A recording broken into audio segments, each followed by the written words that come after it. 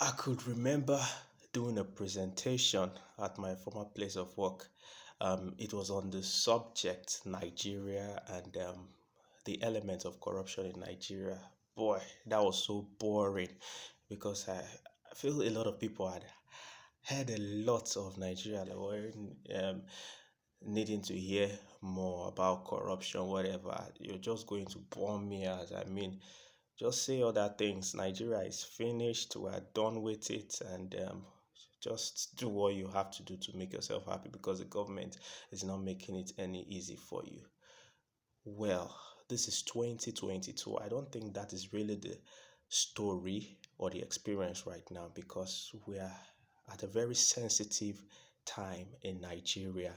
And if you like, you can call it a revolution or um, a revolution that has started with the mind, and a lot of youths just want to see Nigeria get back on track. So now, whenever you hear corruption, you hear subjects on Nigerian leaders, and just trying to change the status quo. A lot of people pay more attention to it, and interestingly, I found something that I could talk through that could motivate me and motivate you also to listen to this while I talk through. And I may just be blowing my trumpet here, but then the dissertation that was going to award me my BSc in public administration sometime in 2014, I wrote on the subject corruption as a bane of national development, and we studied the Nigerian case. Well, just to show you that I had really had interest in Nigeria for a very long time.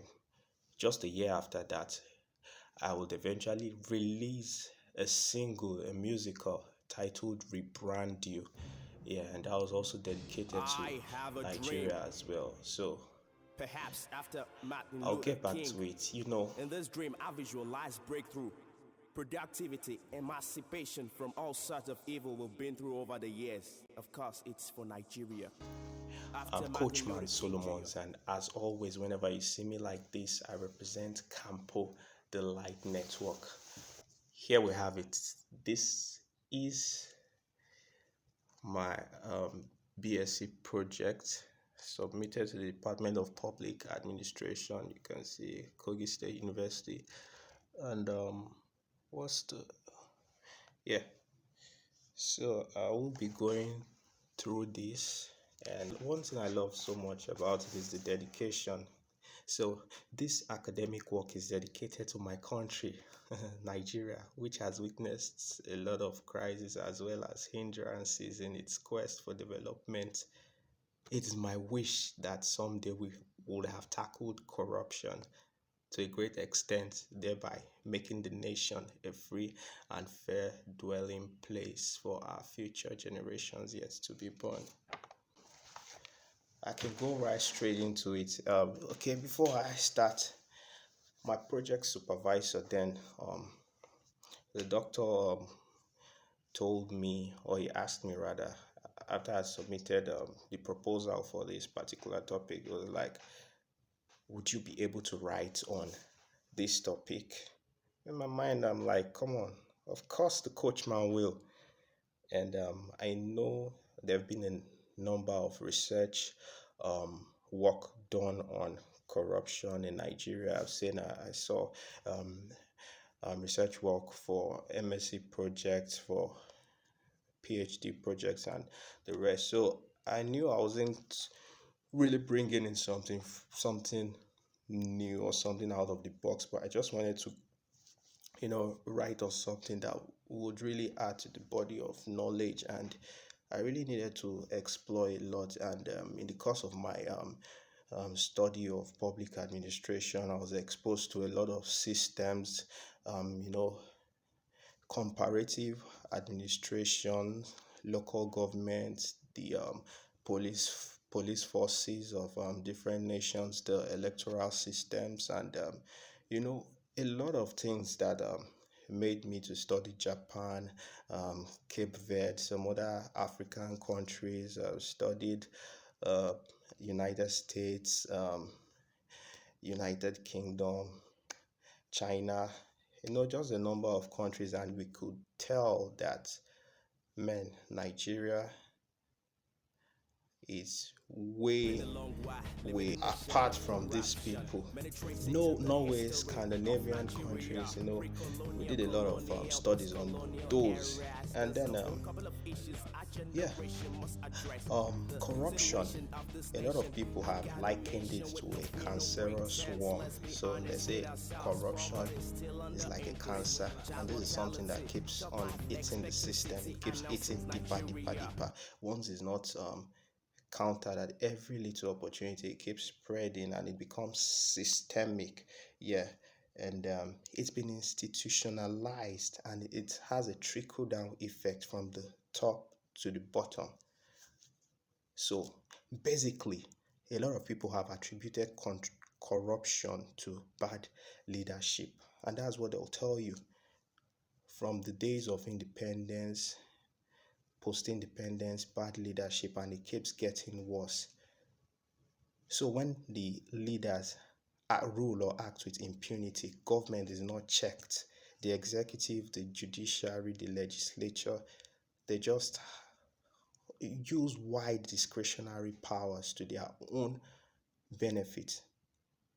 This is really a problem. And it doesn't just stop at leadership, it definitely trickles down to us, and it's become systemic. And a lot of us are now guilty of corruption at different levels. So before I continue with this, I want us to understand something. 2022, a lot of people are clamoring for a change in leadership, like we want a paradigm shift. Everybody is just virtually everybody's calling for Peter Obi, but this is one thing that I would like us to understand. You see, um, managing resources prudently, or being a good leader, or just being a good person, a good steward that can be held accountable for what you are put in charge of, it's more of a gift. So you see that there are certain people who have this bigger mind and ability more to prudently manage the resources of others. Okay, like for instance, you have a friend whom you can entrust your money into his hands, because you even want to save this money, you don't want to spend it. You give it to this person, and you can be sure that you get back to him and your money is intact. Meanwhile, there's this other person that you try to give your money to help you hold it, and within 2 days your money is gone, and he doesn't even have the plan to repay you anytime soon. So these are things I just believe a lot of people see Peter Obi to be this um, better person, but it's just all about throwing your support and belief behind this person. No one guarantees that he is going to be a perfect saint. You know, whenever we have discussions on corruption in Nigeria, the way forward, you seem to see a lot of people, even the ones that have that habit of corruption, the ones that are even more corrupt than many of the leaders out there, it's just because they've not been given that opportunity to taste the power, or to taste money and influence, the affluence.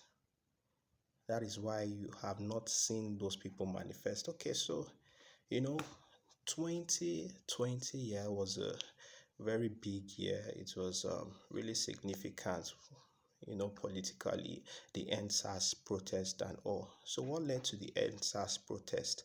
You know, majority of the youth um, came out to say that they were being harassed by the operatives of the Special Anti-Robbery Squad of the police, that's the SAS. And well, to a great extent, yeah, there were facts. There were facts because operatives of that particular arm of the police were seen and found to have harassed a lot of people. And, they just made it look like it started overnight. This is something that we have lived with for quite a long time. But guess what? The rich people were not really victims of this.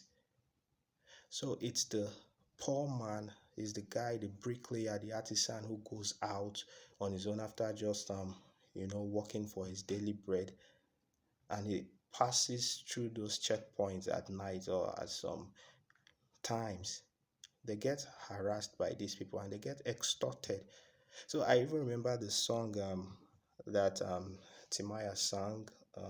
Was he talked about police go stop you for road, they go collect the one where you get, them go lay allegation for your head for waiting you no do. Okay, I think that's them mama, they don't kill them mama. So the poor people have been going through a lot. You know, I took my time to study this.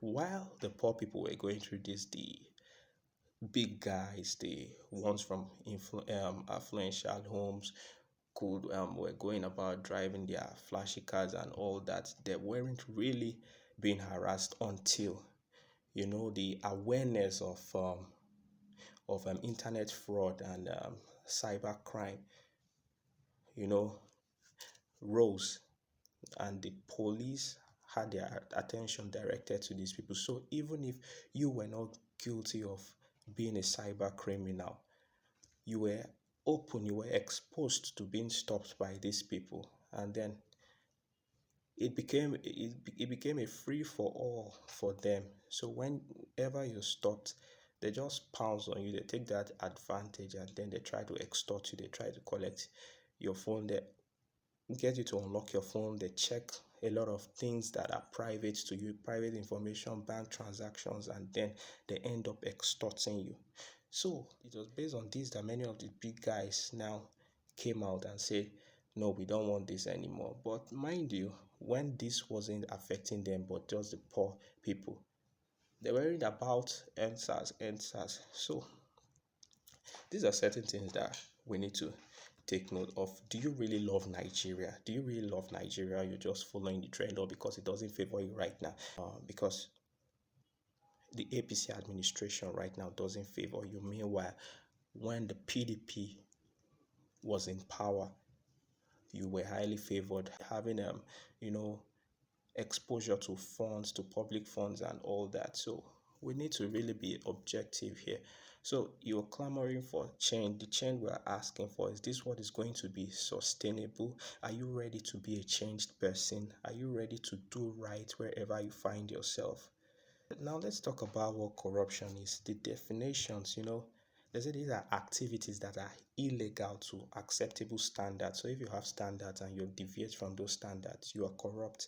And then abuse of public office for personal gains. That's what is rampant in the system of government, and that's where we talk about leaders being bad.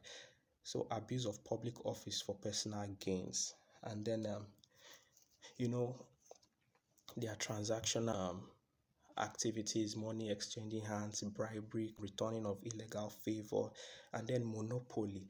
This is also part of leadership. So when you have a government in place, you have an administrator, and this person just, you know, strike a deal with certain people, or they just strike a deal with one person and makes the person the sole distributor of a particular product and service that is supposed to be in a free economy or a free market system. So now the person, that's even where that's another area